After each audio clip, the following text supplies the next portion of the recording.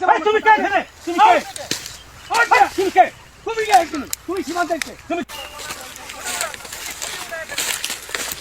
ফুটে উঠান, জিরোনে দেন ফুটে উঠান। আমি বলছি খুঁড়ি তুলে ফেলেন।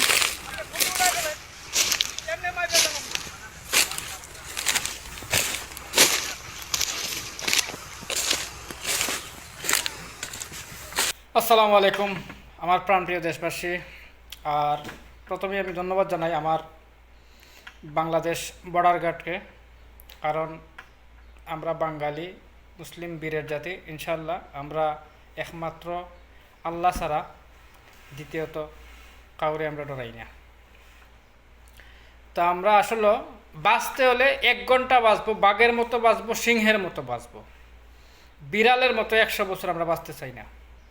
এইভাবেই প্রতিবাদ করা উচিত আমাদের বিডিআরদের। এইভাবেই আমাদের বিডিআর জওয়ানরা যারা আছে, বাংলাদেশ সেনাবাহিনী যারা আছে, প্রশাসনিক বাহিনী যারা আছে, এভাবেই প্রতিবাদ করা উচিত। আর এইভাবেই করলে দেশপ্রেম মানে বোঝা যায় আপনার ভিতরে কতটুকু দেশপ্রেম আছে। আর আপনাদের সাথে বিশেষ করে বাংলাদেশের যে জনগণ এর প্লাস জেনজি যারা আছে, এরপরে আম জনতা যারা আছে, ইনশাল্লাহ আপনাদের সাথে সবসময় আপনাদের পিছনে থাকবে, সবসময় আপনাদের সাথে থাকবে ইনশাল্লাহ।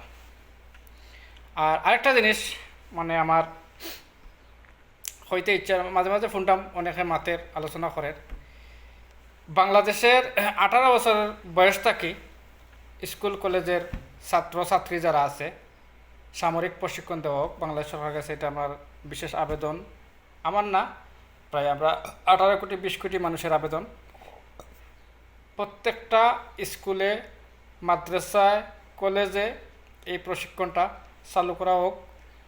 আমাদের সাবেক যারা রিটায়ার্ড প্রাপ্ত যারা সেনা কর্মকর্তা আছে তারা এই প্রশিক্ষণটা দেখ, দিয়ে রাখলে ভবিষ্যতে দেশের জন্য, আপনাদের আমাদের সেনাবাহিনীর জন্য, আমাদের বিজিবির জন্য মানে ভালো হইব, আমাদের দেশের লাগে ভালো হইব। এটাই আমার জোর দাবি।